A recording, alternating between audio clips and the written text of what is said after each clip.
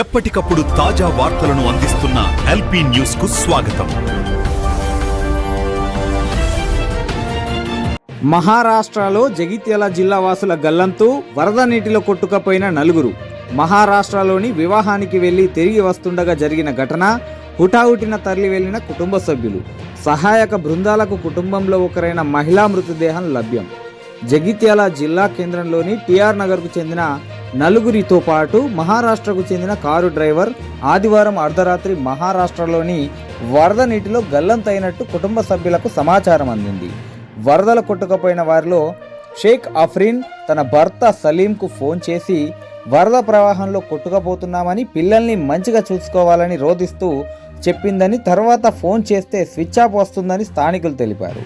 వీరంతా బోధన్కు సుమారు 150 కిలోమీటర్ల దూరంలోని వివాహానికి వెళ్లి తిరిగి వస్తుండగా ఈ ఘటన జరిగింది. గల్లంతైన వారిలో అఫ్రీనాతో పాటు హసీనా, సమీనా, అఫ్రీన్, సోహెబ్ అనే యువకుడు, మహారాష్ట్రకు చెందిన కారు డ్రైవర్ ఉన్నారు.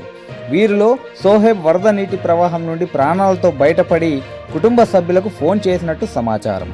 స్వగ్రామంలో ఉన్న పిల్లలు రాత్రి నుండి తల్లి కోసం ఏడవడంతో చిన్నారులను చూసిన వారు కంటతడి పెట్టారు. ఎలాగైనా వారిని తీసుకురావాలని ప్రభుత్వాన్ని కుటుంబ సభ్యులు వేడుకుంటున్నారు. గల్లంతైన వారిలో ఒకరైన మహిళా మృతదేహాన్ని సహాయక బృందాలు వెలికి తీశాయి.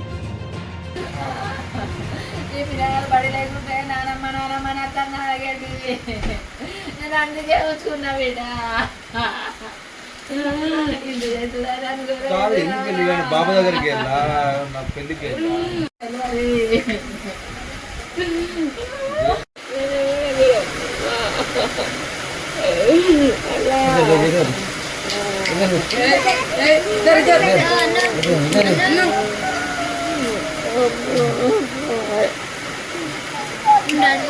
पापा आते कहते पापा आते अरे अरे पापा आते नहीं आते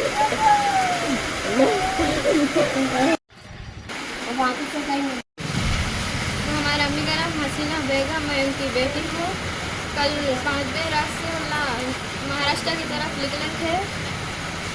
फिर ऑटो फोन में पानी आके मान ले गए, उन्हें फ़ोन करे एक बजे रात को, मैं मान लेके जा रही हूँ, दुआ करो बोल के बोले। और हमारे आदमी अभी गए, हमें कुछ मदद करना है तो करो। ना बस पे गए नहीं तो कार पे गए? बस में रिटर्न आते वक्त आटो में ऑटो ऑटो मालिक गए थे, कार में बैठे, कार के मालिक चल गई। गवर्नमेंट मदद करना तो करो, हमारा अम्मी कैसा भी लाओ। మా అత్తమ్మ పేరు సమీనా. ఆమె మహారాష్ట్రకు పోయింది సోబత్తోని. ఆడ తట్టుకున్నది వరద కాలంలో. కనిపిస్తే మా అత్తమ్మ జాడన ఎప్పులు లేకపోతే కనిపిస్తే తోలేయండి, ఇటు పంపించండి. దయచేసి మీరు ఆలోచించండి మా అత్తమ్మ కోసం అని. నలుగురు వెళ్ళాళ్ళు, నలుగురు, ఒక మగ అయినా ముగ్గురు ఆడోళ్ళు. మా అత్తమ్మ పేరు సమీనా. ఫోన్ చేసి ఇట్లా ఒక్కోళ్ళని వెళ్ళిళ్ళు, మిగిలిన వాళ్ళు అక్కడనే ఉన్నారు, వాళ్ళని కొట్టుకపోయిళ్ళు ఆ కార్లో అని చెప్పిండు ఆయన. రిటర్న్ ఆయన 11-12 గంటలకే వెళ్ళిళ్ళు. నైట్ 12 గంటల 10 నిమిషాలకు ఫోన్ వచ్చింది. ఇట్లా మేము అక్కడ నుంచి వెళ్ళి 11 గంటలకు సార్, 11 గంటలకు వెళ్ళిళ్ళు. 12:30కి ఇట్లా ఫోన్ వచ్చింది. మేము ఇట్లా తట్టుకున్నాము, ఇట్లా వరద కాలలో కార్లో కాలు మాట్లాడుకొని వస్తున్నాం మేము అక్కడ కంచి అని చెప్పిళ్ళు. ఫోన్లో ఇట్లా తట్టుకున్నాము కార్లో అని చెప్పిళ్ళు. అంతే మాట అయింది. ఇక ఆమెతో ఏ మాట కాలే, ఫోన్లో తలుగుతలేవు, ఫోన్లు కలుస్తలేవు. ఫోన్లు చెప్తే ఫోన్ చేసి ఇంతే చెప్పింది, మేము ఇట్లా వరద కళ్ళ తట్టుకున్నాము, అందరం ఉన్నాము, ఆడవాళ్ళం నలుగురాము, మగవాళ్ళు ముగ్గురు అని చెప్పిళ్ళు. ఇలా ఎల్లుడు కష్టము, నేను ఇంటికి వచ్చి కూడా రాలేననుకుంటా తట్టుకున్నా. ఇలా అత్తను రాను ఇంటికి కార్లోనే రాంగా పోంగా బస్సులో వెళ్ళి రాంగా కార్తో మాట్లాడుకొని వస్తున్నారు. కార్లో నైట్ అయిపోయిందని కారు మాట్లాడుకొని వస్తున్నారు. రాంగా పోంగా బస్సులోనే వెళ్ళాళ్ళు. గవర్నమెంట్ ప్రభుత్వం దయచేసి వెతికి మా అత్తమ్మకు మాకు పంపించేయండి. దయచేసి మా అత్తమ్మ ఎక్కడున్నా లెంకండి. చిన్న చిన్న పిల్లలు ఉన్నారు, 3 పిల్లలు మాకు. దయచేసి ఎక్కడ ఉన్నా మీరు వెతికిరండి, వెతికి తీసుకురండి. ఈరోజు తారక రామనగర్ జైత్యాల నుండి మా ఊరు నుంచి 3 మహిళలు, ఒక పిల్లవాడు బాబు, 4 ఏదో పని మీద మహారాష్ట్ర వెళ్ళడం జరిగింది.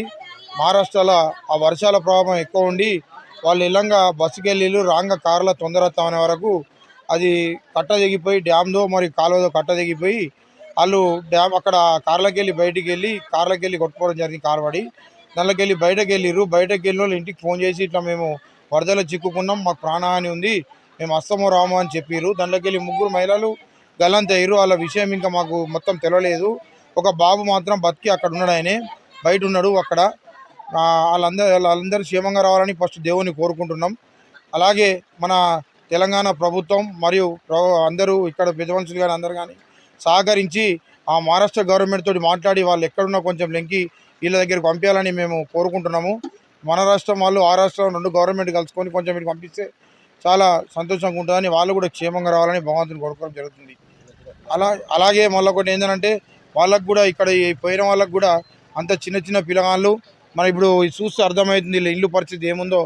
ఆ గవర్నమెంట్ కూడా వాళ్ళకి ఏదైనా సహకారం చేయాలని నేను కోరుకుంటున్నాం.